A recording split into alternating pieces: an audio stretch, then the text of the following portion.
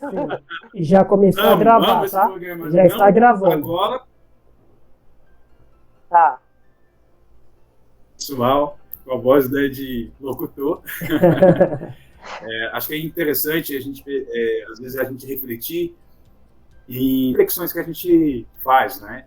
E aí você falou assim de respostas mais saudáveis. Existem respostas que não seriam saudáveis? E respostas mais saudáveis, quais são? Porque, assim, independente então vai existir uma resposta. E que respostas mais saudáveis é essa? Muito boa pergunta. Que provocação boa aqui na cadeira. Quando a gente fala mais saudáveis, assim, é que seja uma resposta mais adequada, ou que seja na passividade, na cooperação. Tipo, vamos supor, se um casal vai para terapia, drama, e os dois, claro, que os dois estão em conflito. Então a gente espera que, vamos supor, a esposa ou se sintam à vontade para falar o que realmente estão sentindo, mas que não leve a briga, a picuinha. Então a resposta mais saudável quer dizer a mais adequada. Entendeu? Eu poderia, essa sua questão, uma comunicação não violenta? Isso, certa resposta, é isso mesmo. Que nem aquele dia com aquele senhor lá no... Como é que ele chama que eu anotei aqui? Não, mas também não é legal estar gravando, né? Não é legal falar o nome. Aquele idoso, lembra, Claudinei? Aquele idoso que eu conversei no dia lá, né?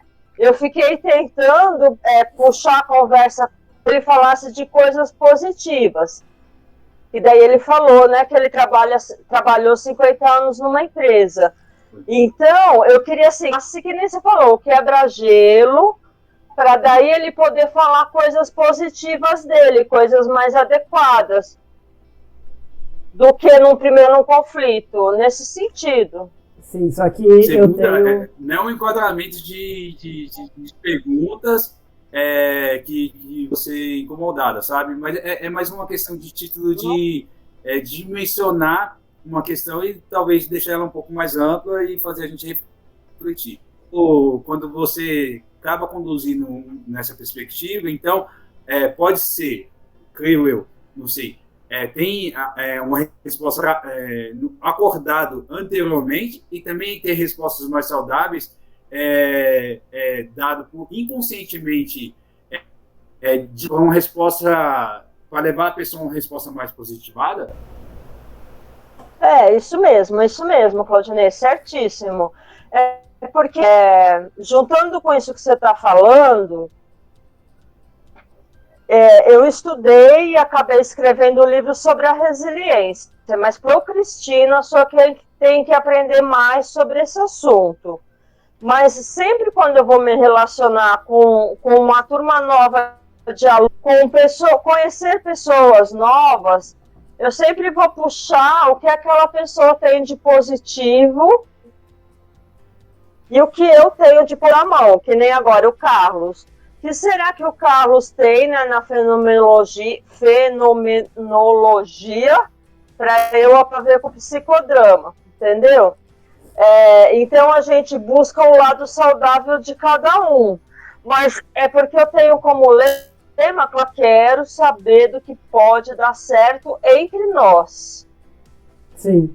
Entende? Então eu não fico assim, ó, para encerrar, cada na patologia. Eu até estudei psicopatologia na faculdade, mas só lá na faculdade. Eu não sou especializada em psicologia. Eu não sei sobre a doença, eu quero saber o que é que está saudável. Sim. Você busca a essência da pessoa e os pontos em comuns e perspectiva? Olha, só que isso eu mesmo, tenho Claudinei. um apontamento. Isso mesmo, você é o cara. Eu tenho um apontamento para fazer sobre um pouco do início, né, sobre a fala não violenta, comunicação não violenta. né? Não entraria aí um pouco de autoanulação, talvez? Porque quando nós falamos em comunicação saudável, né, é eu falar, né, talvez o que o outro queira escutar, né, de uma forma que ele compreenda, de uma forma que ele não se sinta talvez ofendido. Só que não entraria um pouco de autoanulação da minha parte, talvez do meu pensamento, do que eu queria falar de fato? Nesse sentido? Então, Carlos, eu não sei se o Claudinei quer responder também. Mas assim, é porque na pacífica a gente pensa assim em expressar um pedido. Então, por exemplo, situação real. Eu tenho uma moça que faz limpeza na minha casa uma vez por semana. A neta dela perdeu a mãe e a outra avó, a mãe do pai, não foi visitá-la. Então ela está com raiva da outra avó. Então ela pensa assim, quando ela vai expressar a raiva dela, vai falar assim, nunca veio me visitar, me abandonou. Aí na comunicação, a gente de dizer que você está com raiva da sua avó, faça um pedido para sua avó. O que você gostaria de pedir para sua avó que não veio? Em vez de se ela vier, você expressar, jogar todas as pedras, expressar a sua raiva. Troque a raiva. O que essa neta está precisando dessa avó?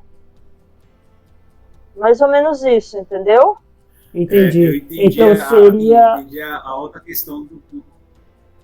Eu falei que então eu entendi que seria um caso específico, cara, assim, digamos, né? Seria em situações específicas, situações diferentes, né? Em vez de. Como em vez das mulheres brigarem com os maridos, porque eles não fazem ideia do que seja TPM, em vez delas brigarem, o que elas estão precisando, como elas precisam ser tratadas naquele momento, entendeu? Sim. Mas eu acho que o Claudinei tem um outro ponto para colaborar aí. Eu tenho sim. Se a gente pegar isso como contraponto, e aí quando o Carlos fala a anulação, aí a gente entende, nem é com um prisma de epistemológico, tá, pessoal? É mais que a gente vê com uma questão mais filosófica e ao mesmo tempo existencial, né? Mas quando a gente pega essa questão de anulação, muito cuidado, porque se a gente olhar pela visão do terapeuta, talvez o terapeuta ele tenha a questão mais amadurecida e mais para poder ter habilidade o suficiente de entender essas questões. E aí eu estou agindo de uma forma violenta. Qual a forma viva para conduzir essa situação de uma forma onde eu expresse a minha necessidade e a intensidade do motivo eu anular, aí entra a questão da autoanulação, e fazer com que valide não só a questão dos, mas entender o anseio de outro. Essa complexidade, na prática, ela só pode, de fato, ser precisada após que tiver uma elaboração da própria ideia. Sim. Seria uma forma de... Eu ia falar que seria uma forma de você se expressar. Seria como se fosse um treino. De uma forma que isso fique confortável dentro de você. Né? Você se expressar de fato o que você está pensando em relação... Confortável, como também de uma relação, viver uma relação mais amigável. Vamos pegar o próprio exemplo que a Cristina colocou. Uma mulher em TPM.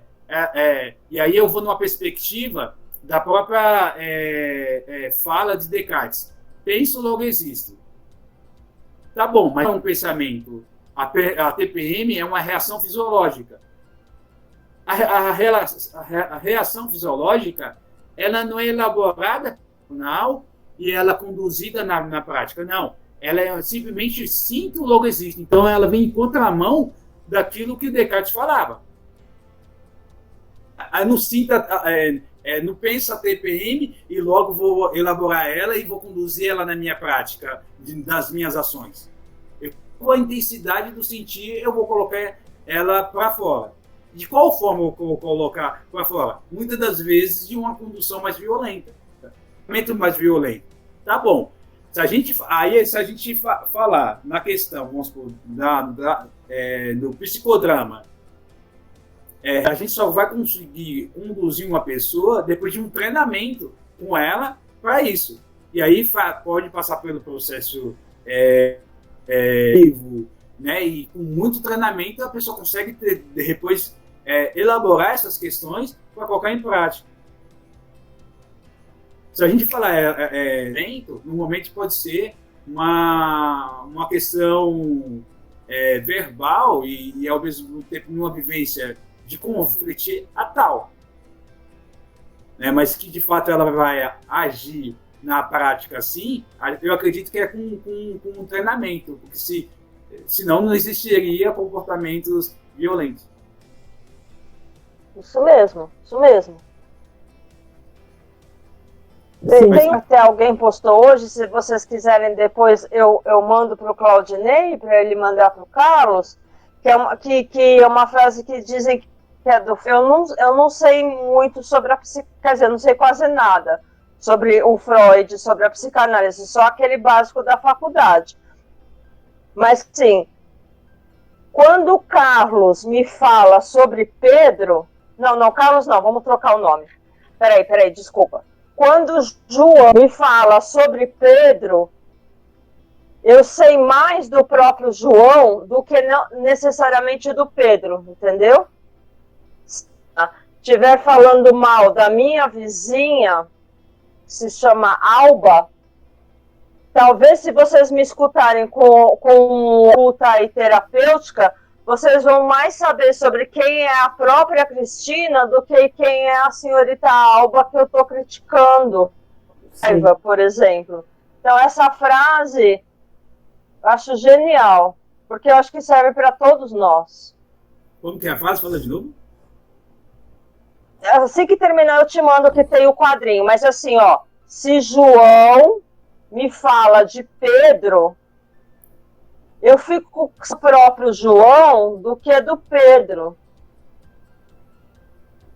Concordo plenamente. Vou dar até um exemplo disso. Tipo, às vezes você tem aquele amigo, não vou falar chato, né? Mas uma pessoa que às vezes consegue se expressar de uma forma mais intensa.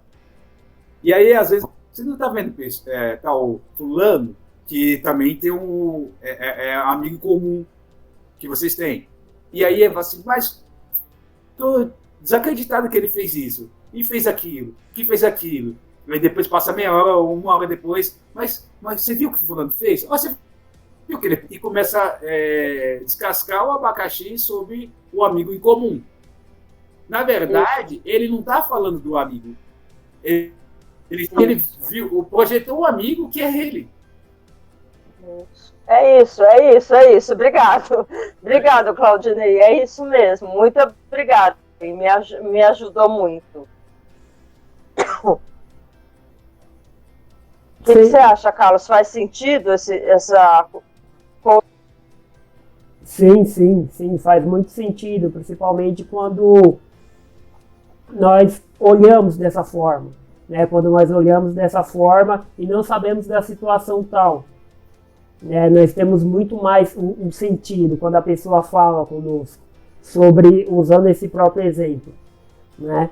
Quando a pessoa fala do outro, nós sabemos muito mais dessa pessoa que falou do que o outro, porque nós conseguimos ver ali no ato, falando, sem saber o que de fato o outro deva ter pensado ou deva ter feito de fato, ou motivações que ele tenha tido para tal. E é bem interessante isso. Bem interessante porque nos leva a pensar numa porção de reflexões que, se nós formos, né, para refletir sobre cada uma delas, eu acredito que dá assunto e tempo para uns 3, 4 dias seguidos, né? Eu sou apaixonado, que nem quando você fala assim da fenomenologia, tem um autor muito utilizado na fenomenologia, que é Heidegger, e da fenomenologia vai se encantar com ele. E para quem não gosta, vai odiar. Por quê? Porque ele não é palpável, até mesmo pela própria abordagem que ele vai utilizando sobre as questões filosofando e considerando. E uma delas é o campo hermenêutico, né? E o que é esse campo hermenêutico? A busca que depois vai buscar as dimensões daquele próprio entendimento que se vai se buscar. E aí, na medida que vai se buscando novas possibilidades e novos horizontes. E aí, a questão em si se fecha para uma questão para abrir outra porta. Então, sempre vai se abrindo e descobrindo mais coisas. Aí é a possibilidade, né? É o que causa angústia, o que causa alegria e que vai trabalhar todas as sensações aí humanas. Sim, e essas possibilidades, né? Essas possibilidades, você poder ter essa percepção das possibilidades, principalmente de nós mesmos, né? Isso é muito bacana. Só que isso que você falou é interessante, porque eu estou fazendo uma pós e na faculdade eu só tinha visto sobre o Heidegger. Eu tinha visto muito mais ele do que o Husserl, o Edmund Husserl. E o Husserl, eu estou vendo ele muito mais na pós. E eu estou vendo que tem um conflito muito grande entre eles. Que o Heidegger era discípulo do Husserl. E o Husserl fala que ele pegou a obra dele, né, pegou a obra e distorceu ela todinha. Ele fez fortes críticas ao Heidegger, à fenomenologia do Heidegger. E isso é interessante, porque quando você começa a ler os dois, se você lê os dois, existe um grande conflito e você fica dividido, porque você aprendeu um pouco de um e quando você começa a ler o outro, você vê que ele vai numa via totalmente diferente, porque o Heidegger ele é muito mais filosófico do que o Husserl. O Husserl também é filosófico, mas ele quis transformar isso numa ciência, né, que na época sofria bastante fortes críticas, né, por conta disso. E ele quis transformar isso em uma ciência, em algo palpável, né, que hoje nós sabemos que o Heidegger não é. E eu estou na pós, é um conflito muito grande, porque eu aprendi muito sobre Heidegger. Eu me apaixonei na fenomenologia quando eu conheci o Heidegger, na faculdade, que eu sabia que é o que eu queria. E quando eu fui para a pós, né, quando eu comecei a pós, iniciei a pós, comecei a ver o Husserl, né, que foi o professor do Heidegger. Que eu estou nesse conflito, mas é bem bacana, porque eu estou aprendendo bastante. E a clínica está me ajudando muito. A clínica ela me ajuda muito. Que é algo bem interessante, que você consegue, ao mesmo tempo que estudar, né, você consegue clinicar e você consegue ver ali na prática. E isso é muito interessante quando você começa. A clínica é seu laboratório, né? Oi? A clínica é seu laboratório, né? Sim. Sim. E é interessante porque você consegue enxergar o caminho. Não sei se é só por um atraso, Carlos, para mim. Para mim também, mas... Mas eu consigo entender. Eu tô conseguindo entender. Ah, sim. Sim. Eu acho que assim, ó... eu sou uma colecionadora de frases, sabe? Eu adoro colecionar frases. Então tem uma frase de até para uma pessoa, uma artesã, colocar num quadro, eu tenho o quadrinho aqui, quando ele diz assim, ó, Carlos e Claudinei, que serve para conheça todas as teorias, domine todas as técnicas, mas quando estiver diante de um humano, seja plano, não é? Sim. Então é importante esses filósofos que vocês estão falando. Mas quando você está lá no laboratório, você sendo terapeuta com o seu cliente, seja só um outro humano. E aí você, Carlos, é o melhor terapeuta para ele naquele momento. Não... Eu gosto muito dessa frase, sabe? Assim, que cada teórico tem o seu valor, mas o seu cliente, ele é terapeuta Carlos, o terapeuta Claudinei, não é?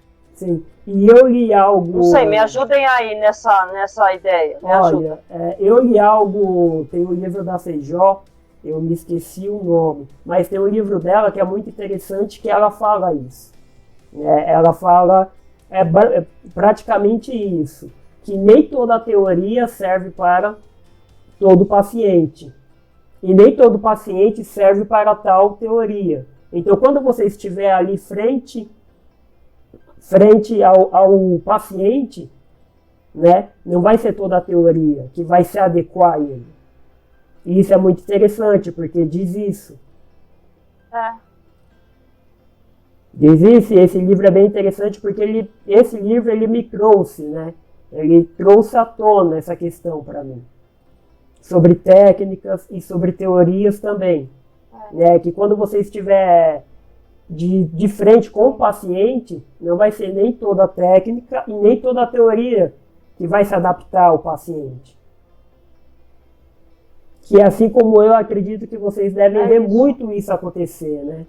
Alguns pacientes chegam falando que eu me dei muito bem com a psicanálise. Eu me dei muito bem com tal teoria. Ou negativos também. Eu não gostei de tal terapeuta.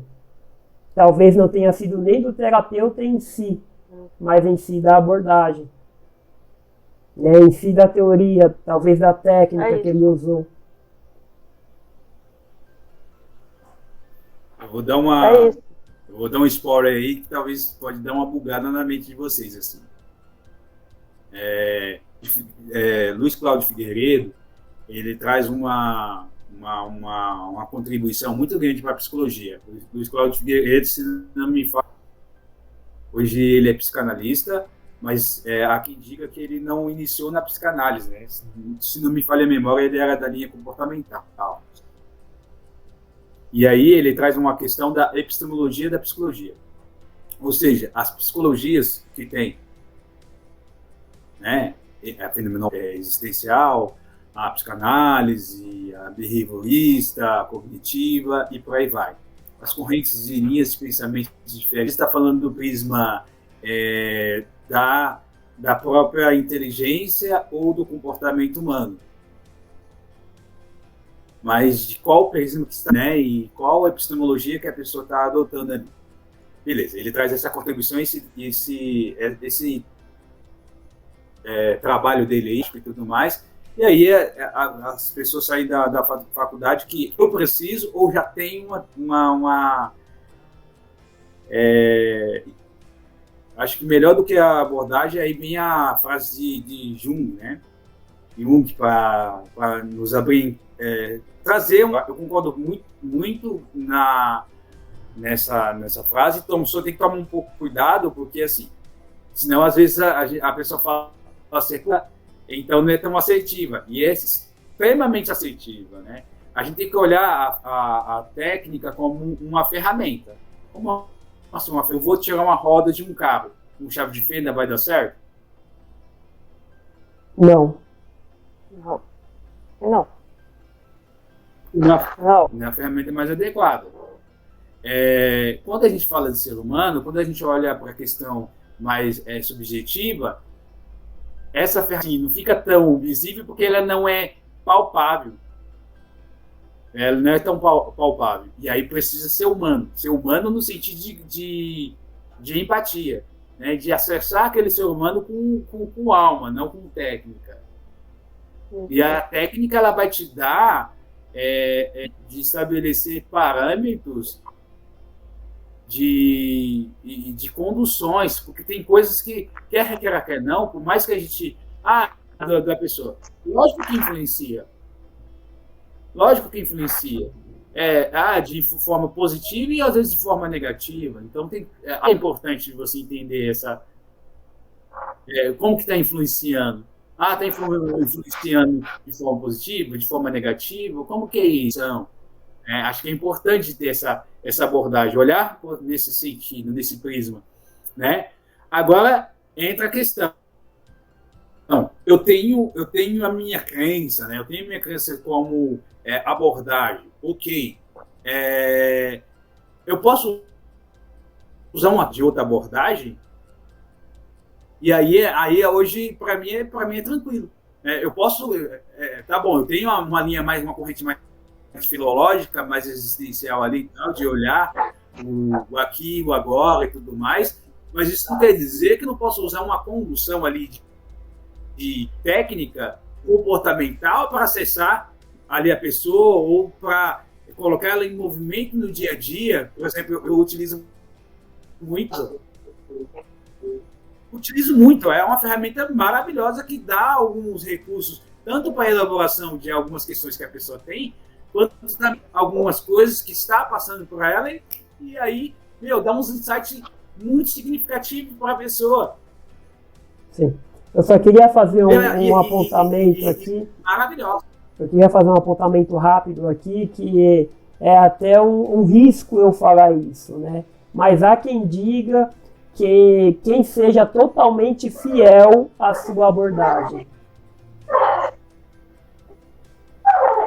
Nesse prisma que nós estamos falando aqui.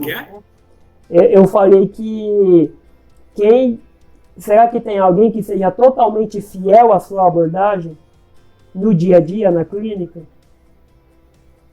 Que é justamente sobre o que você está falando.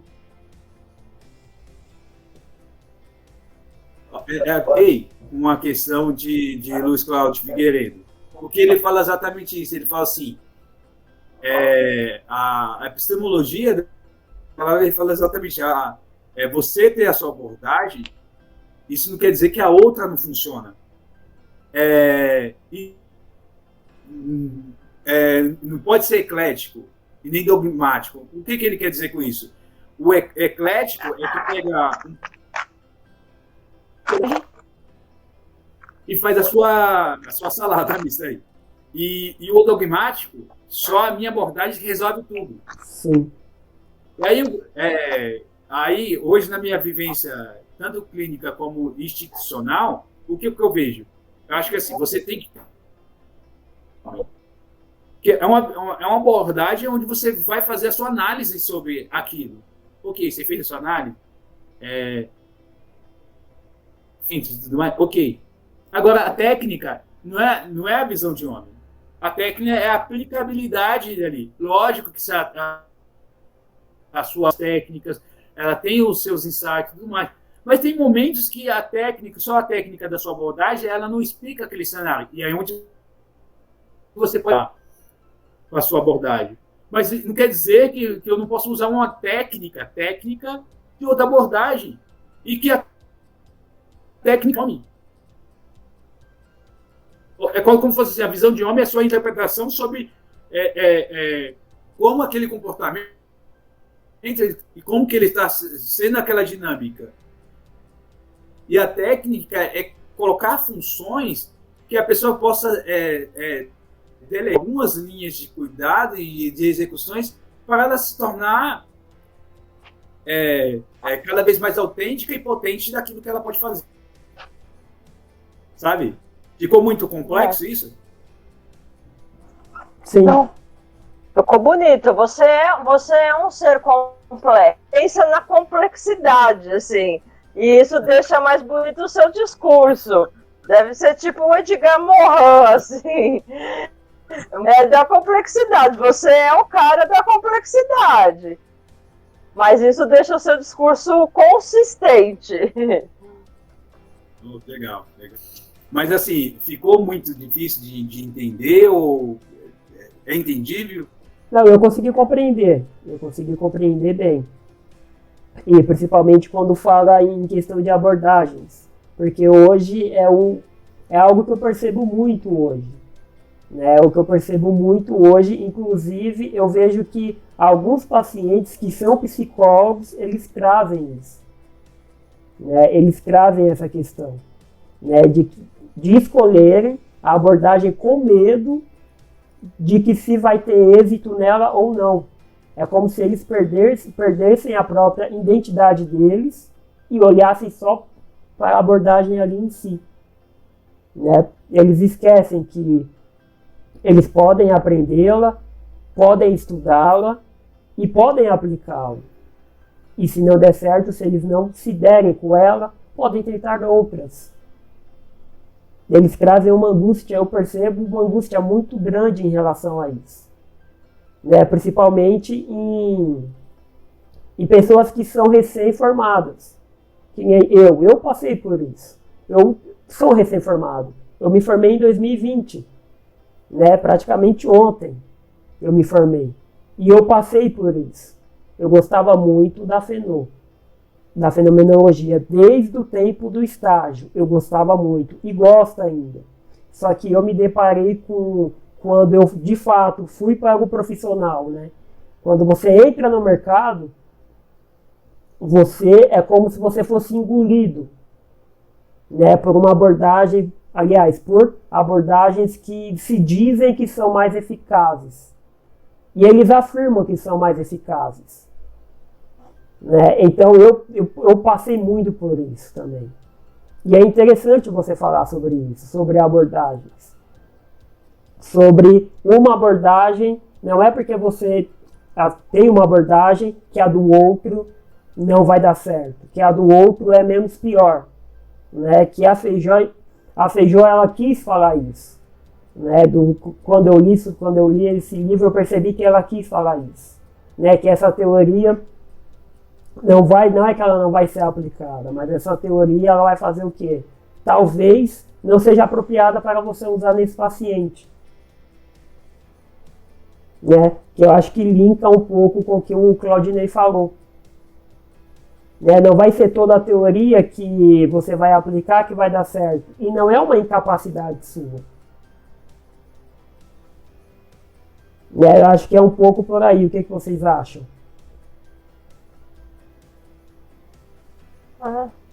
Eu concordo. Se a gente vê um dia, tem a bandeira aí da diversidade na sociedade, não é? Em relação às raças, em relação à orientação sexual. Mas eu acho que não é de hoje, sempre foi assim, entende? Por exemplo, não é o momento de esticar, mas eu, Cristina, sou filha de português antes. Então, era esperado pela família que eu casasse com algum filho de português, que de preferência seria assim, entendeu? E aí eu escolhi casar com um brasileiro, negro e bancário, e escolhi a psicologia. Então, eu acho que, assim, eu só estou falando isso porque, assim, a minha identidade, o meu de criança, eu olhava para os portugueses da família e falava assim, oh, meu Deus, eu quero alguma coisa diferente, eu não quero casar. Eu falei assim, eu nem sei se eu vou casar com filho de português. Eu quero ver se eu consigo conhecer um brasileiro, entendeu? Então, já da minha história de vida, a busca pela e que é mais legal, não é? Não só de raças, de orientação sexual, mas de regiões de São Paulo. A diversidade, assim, se vocês me perguntarem o que mais te interessa na vida, desde criancinha eu não sabia o nome, mas desde que interessa são as diferenças individuais. Como assim, tem a pandemia e cada um está lidando de um jeito.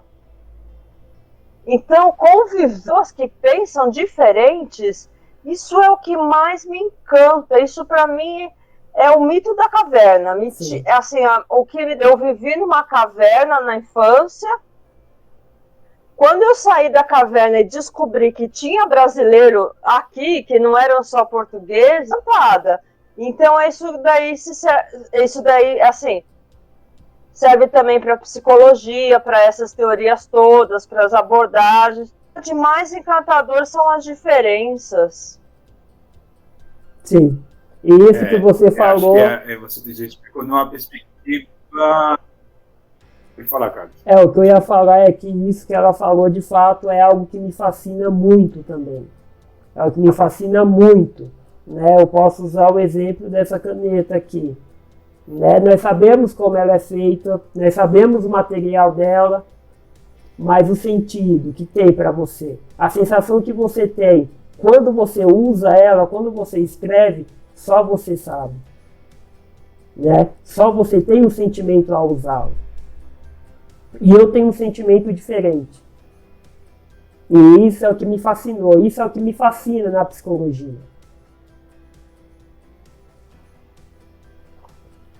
É isso que eu ia falar. Excelente. Acho que pegar essa aqui de vivências diante de um prisma teórico pode ser bem significativo no sentido de fazer uma leitura daquilo, ou pode se tornar muito evasivo daquela experiência ter alguma coisa por trás e quais hipóteses que eu vou levantar. Que aí entra naquilo que a Cristina falou lá no início, a patologia de olhar o obscuro ou aquilo que o inatingível, e nunca vai ser inatingível, mas a pessoa vai buscar. Ela, às vezes, dá essa dimensão que tem que tomar muito cuidado. Senão, às vezes, você vai estar fazendo um crivo daquilo que não é... aquilo que nem se faz sentido para a própria pessoa. E contar com a experiência, não pelo prisma da sua abordagem, mas para aquilo que você... Acho que é o que vai apaixonando a pessoa ali. Óbvio que tem uma ciência e uma metodologia para chegar em alguns resultados, em algumas hipóteses e tal. Sim. E aí, quando a gente vai fazendo esse link com a própria vivência, com a própria abordagem, hoje, pegando essas questões, né, eu falo, uma tendência mais filosófica, mas ainda nunca fiz uma especialização voltada na fenomenologia, vários convites. Tem uma professora mesmo que foi uma professora minha na graduação, ela tem o WhatsApp dela, ela divulga muita coisa nas redes sociais. Às vezes eu sou tentado, mas eu faço, calma, Claudinei, os orçamentos não baixam, então vai devagar. Mas enfim, isso, né?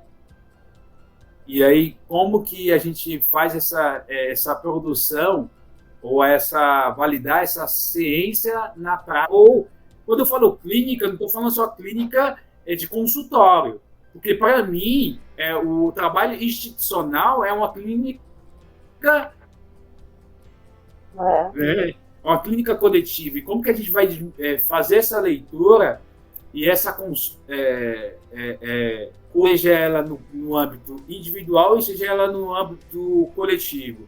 Talvez quando você tem essas duas experiências, fica muito mais rica só. Porque o coletivo, você tem que compartilhar a sua ideia de um profissional que tem ali a equipe multidisciplinar, né? Tem uma equipe ali para dividir conhecimentos e experiências e anseios, que aí são várias vertentes. Às vezes a pessoa quer ser resolutiva e naquele momento não pode ser só resolutivo. Tem que entender a matriz da questão, o cerne da questão. O cerne da questão se depende do outro, da boa vontade do outro. E aí, quando se depende do outro, é um crespo, né? Porque às vezes entra a questão egóica, né? Entra a questão daquele indivíduo que se sentiu, às vezes, violado, ou está numa condição de vulnerabilidade, ou não, ou está numa condição de se vitimizar e fazer uso daquele discurso para tirar proveito de alguma forma, mesmo que seja ela psicológica. E aí entra uma de diversidade e de vivências eu gosto muito dessa palavra, idiosincrasia, manias e trejeitos, faz com que você vai desenvolvendo um olhar muito mais autêntico e a identidade de profissional. E aí, melhor do que a própria abordagem em si, é olhar para essas experiências e o que se apresenta a cada momento, a cada dia, a cada circunstância. E diante dessa questão circunstancial, você vai montando ali uma abordagem com mais empoderamento, entre a assertividade. Se vocês me permitem, assim, ó, um pequeno, bem breve depoimento, mas bem, por exemplo, ó, porque eu acho que, assim, alguns professores colocam na nossa mente que a gente deve jogar apenas em um time de futebol, tal. Então, por exemplo, falando muito breve, eu fiz os 3 níveis de psicodrama, onde o principal é Levi Moreno. Então, os psicodramatistas chegam a endeusar o Moreno. Quando eu fiz, em 2008, eu fiz o mestrado. A minha professora da Psicologia da Educação e do Desenvolvimento seguia. Eu falei, professora, na qualificação eu posso convidar alguém do psicodrama? Aí ela falou assim, só se eu conhecer a pessoa, só se é de tal. A história é longa, eu vou resumir. Ela que escolheu alguém lá para eu convidar que fosse do psicodrama. Quando a banca falou que eu poderia juntar o psicodrama com o Vygotsky, a professora, eu tentei. A minha orientadora, o que ela fez? Na minha frente, ela pegou as páginas e ela arrancou. Sabe, no espiral? Ela falou assim, de jeito nenhum. O seu mestrado tem que ser 100% Vygotsky. Entende? E aí fez, a professora convidada achou que era culpa minha, que eu não segui por questão minha. Mas é porque eu estava seguindo ordens da orientadora da defesa, eu não podia falar nada. Eu só falava assim, sim senhora, não senhora, sim senhora, não senhora. Mas ela nem foi minha orientadora, eu não consigo usar essa expressão, gente, desculpa, ela foi uma professora. Mas porque ela seguia a Vygotsky, eu só podia... E olha que interessante, em 2020, na pandemia, que eu fui fazer o nível 3 de psicodrama, aí eu fui falar do Vygotsky, aí eles falaram assim, não, tira o Vygotsky que não tem nada a ver. Então, assim, os nossos professores, eles às vezes nos impedem de fazer essa junção. Eu, Cristina, sou muito obediente, então diante deles tá bom, quer que põe, quer que tira, eu ponho e tiro, entendeu? Diante dos professores. Mas no meu dia a dia, quando eu estou diante dos meus alunos, aí eu junto tudo, entende? Mas eu sinto que quem joga num time permite que seja falado daquele autor. É que dentro de mim rola um conflito e eu uso os dois. Eu falo, gente, mas os dois juntos é muito. Não sei se deu para entender, porque eu resumi aqui, eu quis fazer uma fala mais curta. Sim, eu entendi, foi exatamente sobre o Heidegger e o Husserl, né, quando eu comecei a ver. Porque para mim era totalmente o Heidegger, que é o que eu tinha visto na faculdade. E quando eu comecei a fazer a pós foi o Husserl. E eu descobri que o Husserl meio que desertou o Heidegger. Né? O Husserl fala que o Heidegger pegou a obra dele e distorceu todinho. Distorceu toda a obra dele. Então eu pensei, nossa, o que eu tinha estudado na faculdade, o que eu tinha aprendido até então, né, eu vou ter que começar a ver praticamente de novo, só que pela perspectiva do Husserl. E fica esse conflito. Né, fica esse conflito. E de fato é complicado, porque dentro da gente fica algo misturado. Uhum. Isso mesmo, exatamente isso. E aí entra naquilo que é só falando, né? Por exemplo, como que eu posso falar de uma forma ética, né? Entra essa questão de dogmatismo. Só essa vertente aqui que vai te ajudar no seu trabalho, mas pô, não é só um trabalho em si, tem ali todo o carinho, o tesão de fazer aquele trabalho, o sentido que você quer atribuir àquele trabalho, porque não é só um trabalho, né? Você vai deixar, e contribuições que você vai deixar para o mundo acadêmico e para os próximos professores que virão, e até mesmo pessoas que publicam isso, pessoas que às vezes não tem nada a ver com a psicologia, que quer, às vezes, beber um pouco da fonte da psicologia, e aí fica. Mas aí o que acontece é o dogmatismo, né? Tipo, deixar a pessoa um pouco mais ampla do que, enfim, algo muito, muito, muito louco. Sim, sim, de fato, e é bacana essa, como é que eu posso falar assim, essa conversa, né, digamos assim, que é bacana essa conversa porque você consegue ver mais de uma vertente, né, você consegue ver mais de uma vertente e de uma forma diferente, de uma perspectiva diferente, né, que eu não estou aqui para defender a minha, nem a Cristina para defender a dela, e nem o Claudinei para defender a dele. E isso é algo bem bacana. Né? Isso é algo bacana que é o que você... É um pouco diferente do que nós vemos por aí. Né? Principalmente na internet em si. Né? Que as pessoas, cada uma quer puxar, né, as pessoas, principalmente os novos recém-formados, para o seu lado. E é que nem o que a Cristina falou. Referente aos professores. Né, querem que você jogue apenas um time, como se você tivesse um time e você tem que jogar nesse time. E é bem interessante quando acontece essa diversidade, digamos assim. Isso é bem legal, essa construção, digamos assim. Essa construção de uma perspectiva diferente é bem legal.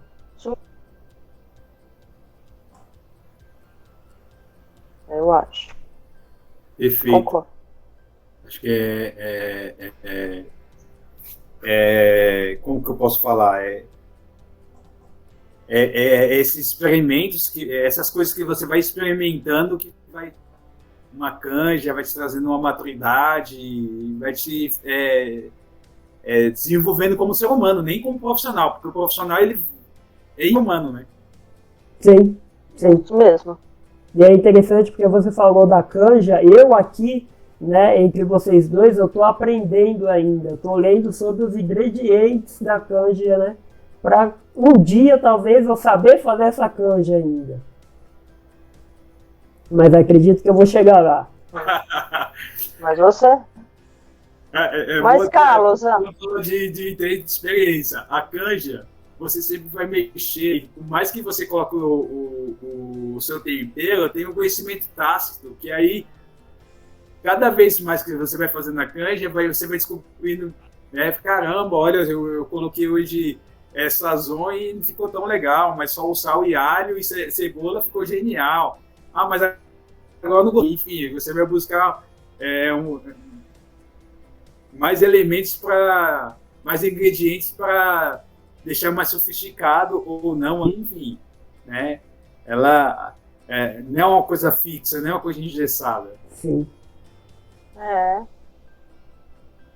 Então, né, sabe, eu gosto muito de colecionar frases mesmo, talvez fique um pouco chata, assim, mas quando diz assim, caminhante, um caminho novo, o que eu tenho é um novo jeito de caminhar, não é? Que fala assim, que o caminho se faz ao caminhar, né? No primeiro passo, e aí o Carlos vai construindo o papel profissional do Carlos, do jeito de ser terapeuta do Carlos. Isso que é bacana. Show. Sim, de fato, e essa é uma construção, né? É uma construção bem bacana que você consegue, na verdade, né? Eu consigo ir exatamente fazendo igual o Claudinei falou, consigo ir experimentando, né, tentando coisas, vendo o que foi legal, o que não foi, e isso ajuda bastante. Isso traz um crescimento enorme, principalmente você conseguir ver por essa percepção e ter essa percepção de que algo que você possa ter feito errado, né? Que o relativo de certo e errado eu acredito que seja um tema para outra discussão, né? Mas quando você tem uma percepção assim de que talvez você tenha feito algo que, opa, eu acho que aqui eu fugi um pouco, você conseguir ter essa percepção de, como é que eu posso dizer assim, não vir aquela frustração, né? Você não ter aquele sentido, você não se machucar com isso, né? Você ter essa percepção é bem importante quando você consegue fazer isso.